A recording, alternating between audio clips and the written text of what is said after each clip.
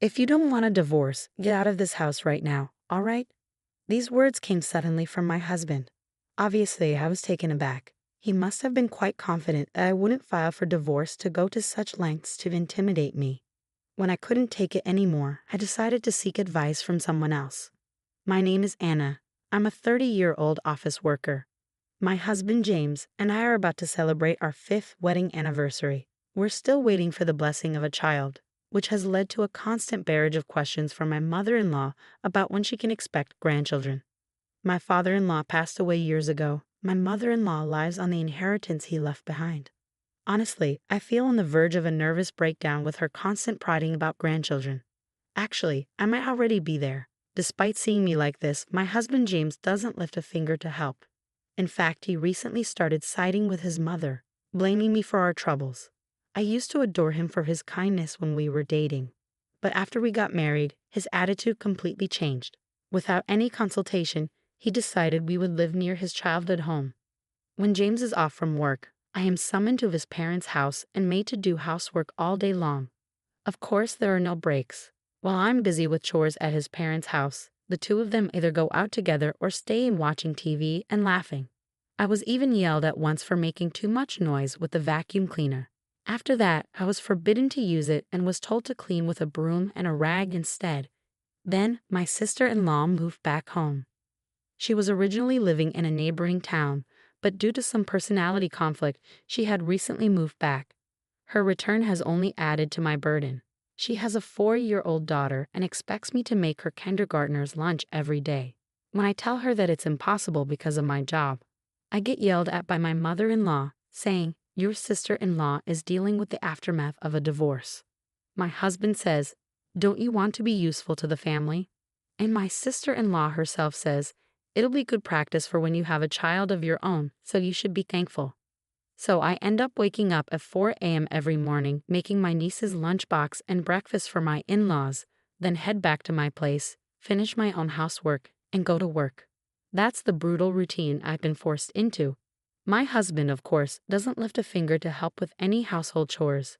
The only time I get to rest is during my break time at work. One day, after living this exhausting routine for a while, my husband dropped a bombshell on me. "Oh, by the way, Anna, you should quit your job. I've talked it over with my mom and sister. You know she's going through a rough time. You understand, right?" "No, I don't get what you're saying." "Listen, I mean quit your job and take care of the house," he snapped at me before storming off to take a bath. I couldn't see the connection between my sister-in-law's divorce and me quitting my job.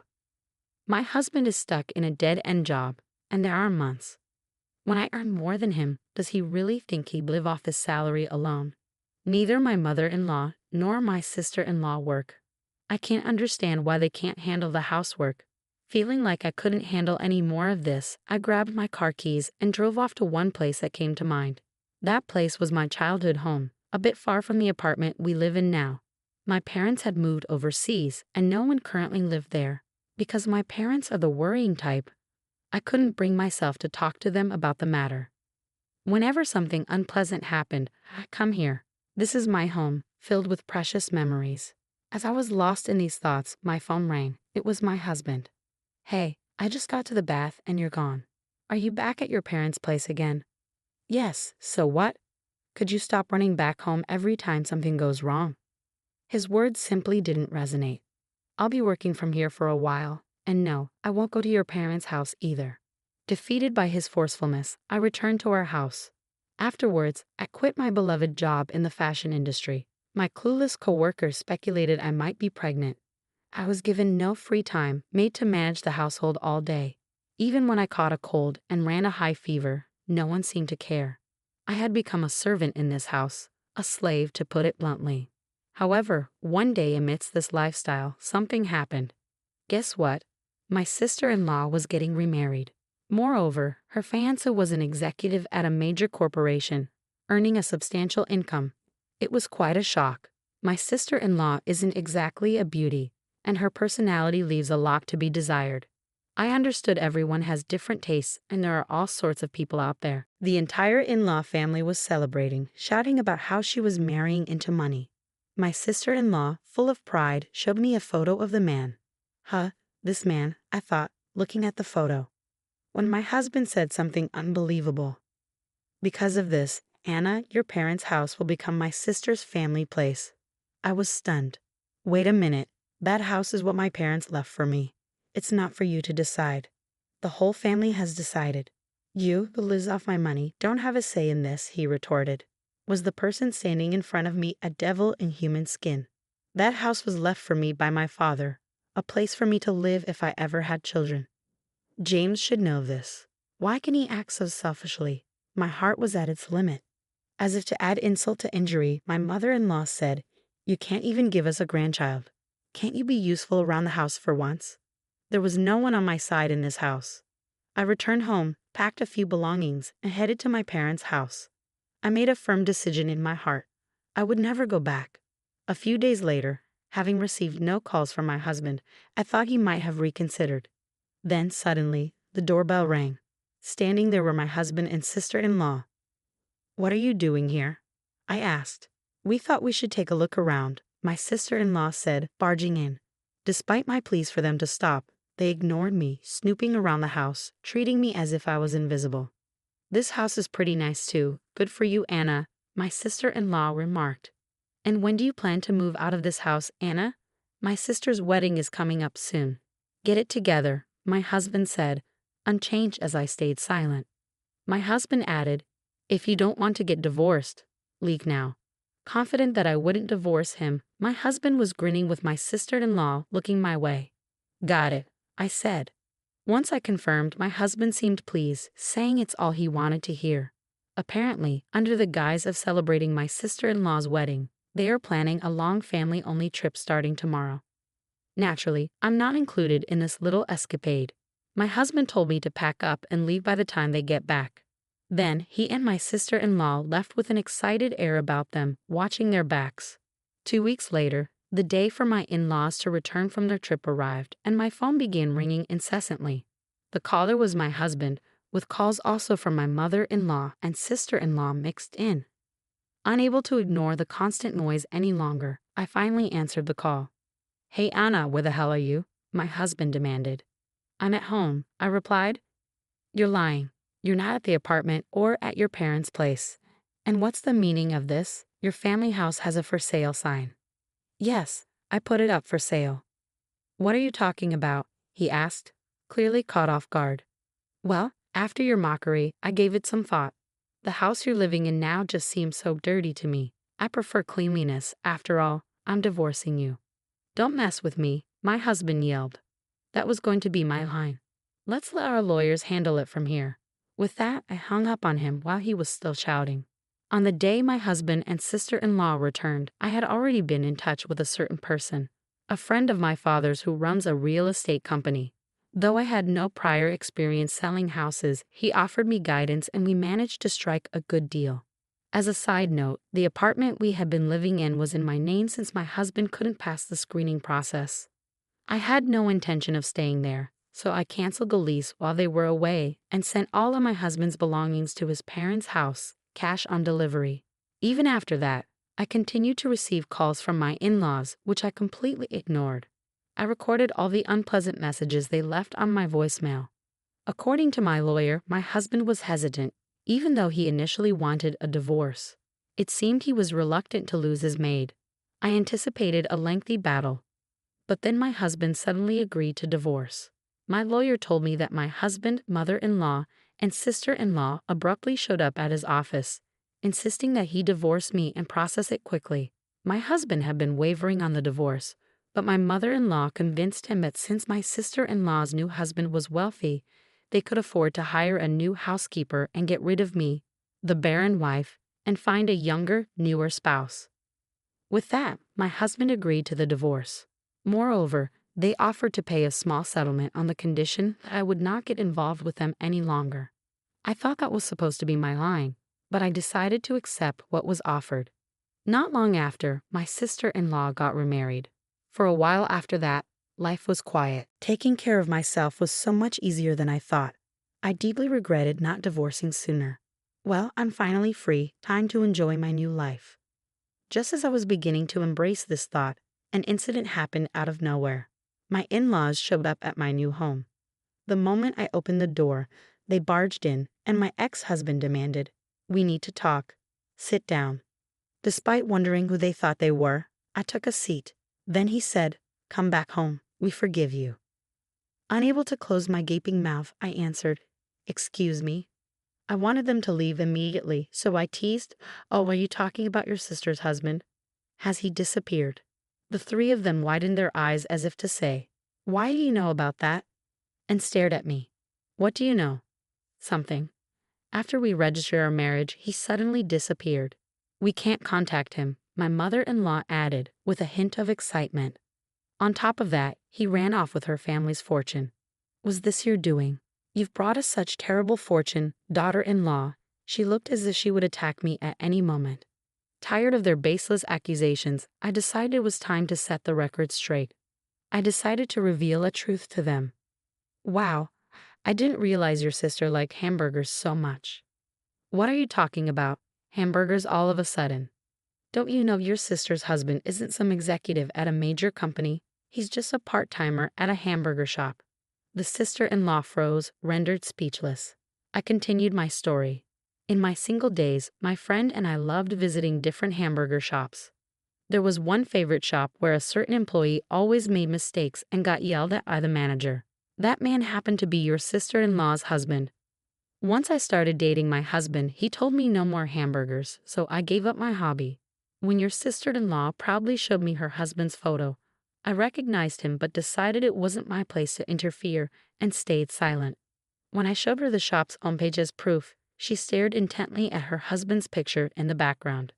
By the way, I visited the shop recently with a friend, but her husband was no longer there. He probably left town. That's marriage fraud. It seems that's what they call it." "I'm sorry for your loss," I said. The mother-in-law, who had been silent, interjected, "You knew, and you didn't tell us?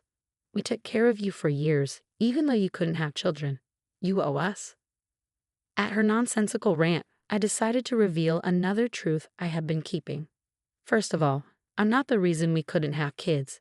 Maybe my ex-husband can explain that to you." The mother-in-law looked at her son in shock, and he guiltily lowered his gaze. "When we couldn't conceive after our marriage, we decided to get tested at your insistence. The doctor confirmed there was nothing wrong with me, but my husband had a very low sperm count. The reason we couldn't have children was because of him." When the mother-in-law asked about the test results, my husband instantly lied, claiming I was the problem. I was angry, but they just said nonsensical things like, "You have to support your husband." Refusing to face the truth, my ex-husband joined forces with my mother-in-law, pinning all the blame on me. In the end, he admitted, "Look, I admit I was wrong. Once the house sells, we'll get a good chunk of money. Let's all live happily as a family again." "Well, we've been through a lot, but let's get along from now on," my mother-in-law chimed in. At the end of the day, I realized they probably came here today with the intention of getting their hands on my money. What a disgusting lot. "No chance I'm getting back together with you, and I don't consider any of you family," I declared. Upon hearing this, my ex-husband retorted, "Getting a little big for your boots now, aren't you? I know even if you sold the house, you hardly have any savings. How do you plan to survive?" It seemed he had sneaked a peek at my bank account during my single days, and now he had this smug look on his face, as if to say, "Now that you know, do as you're told." To poke fun at my situation, the three of them were smirking at me, so I decided to enlighten them with a little truth. "Sure, my savings aren't that much, as I've told you, but instead I've invested in stocks, enough to live without working for the next few years at least." Their faces looked like they wanted to say, "No way," as they stared at me. Actually, since I was a child, my father was interested in stocks and investments. He had a knack for foreseeing things, and I inherited those skills and built up a decent amount of wealth. The money that supported my parents' move abroad was all from those successful investments, of course. I had kept this secret from my money-grubbing ex-family. Seeing their disappointed faces, I asked, "You can leave now." "Oh, what was it again?" "It's in our divorce conditions. If we approach each other without reason in the future, either party will have to pay a penalty. Are you going to pay, or should I call the police for trespassing?" The word police scared them off, and they left in a hurry. I immediately consulted my lawyer about the day's events and was told to contact him if the ex-family tried to get close again. As expected, once they knew I had assets, My ex-husband sent me a ton of messages begging to reconcile. Nostalgic photos of places we'd been on dates. Creepy messages like, "I'm here right now thinking about those days," arrived almost daily. I thought about blocking him but kept everything as evidence just in case.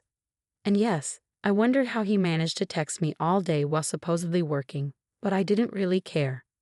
But when he started trying to contact my friends, I decided enough was enough and sent him a message.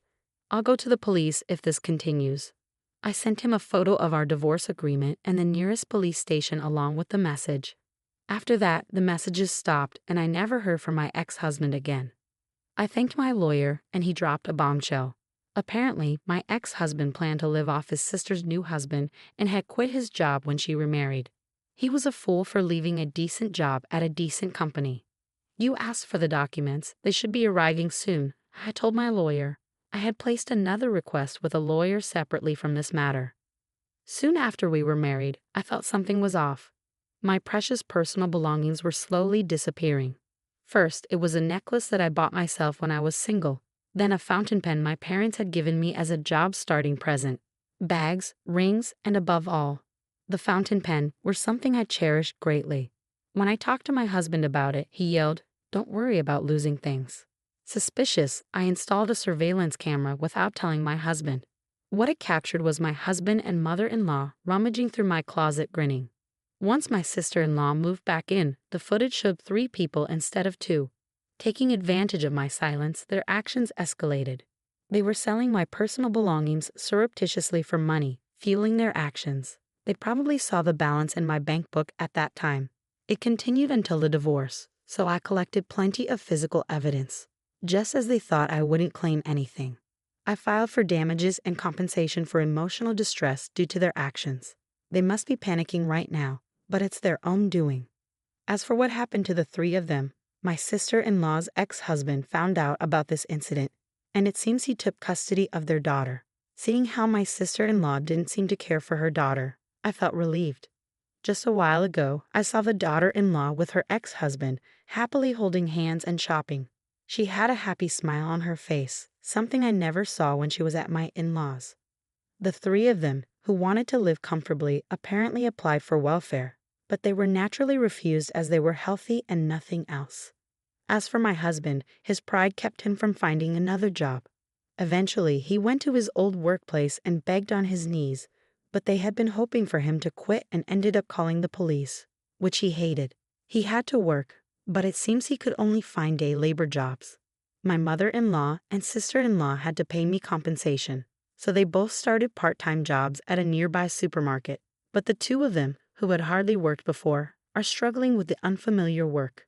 Maybe it's a coincidence, but since they started, the supermarket sales have dropped significantly. They got quite a strong nickname, the plague-bringing mother and daughter. By the way, the marriage camera is still at large. I thought they owned the house they were living in, but it was actually a rental. Unable to pay the rent, the 3 of them moved to a rundown apartment that was infamous in the neighborhood. Their living is hand-to-mouth, and it seems they're always fighting. The other day, the police were called because their fighting was too loud. As for me, thanks to their help, I sold the house and used the money as capital to start a new apparel company with a colleague from my old job. Recently, we've been gaining more customers and even featured in magazines and TV. Being able to return to the job I love is the happiest thing for me. Oh, and there's one more thing. I've met a man through work, and we're getting married. His parents and siblings are very kind, and they've been treating me very well. What's more, we're expecting a baby, and I'll be the mother I've always dreamed of being. Next year, I'm the happiest I've